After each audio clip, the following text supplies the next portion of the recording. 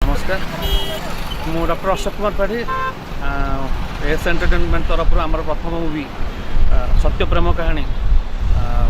college going student मान आधारित आजिकल आधुनिक पिला माने कॉलेज निजर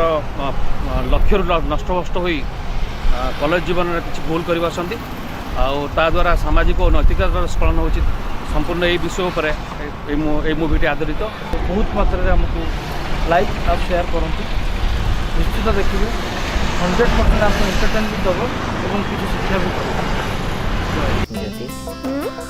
ये सब तुम जानते मो मो डैड को सबू सत कथा कहदेवी जे मु तुमको बहुत भल पाए हाउले हाउले आसी मन चोरे नेलु तू कोठी थिलु मु तते कोन पता दिबो ना से पुआटा के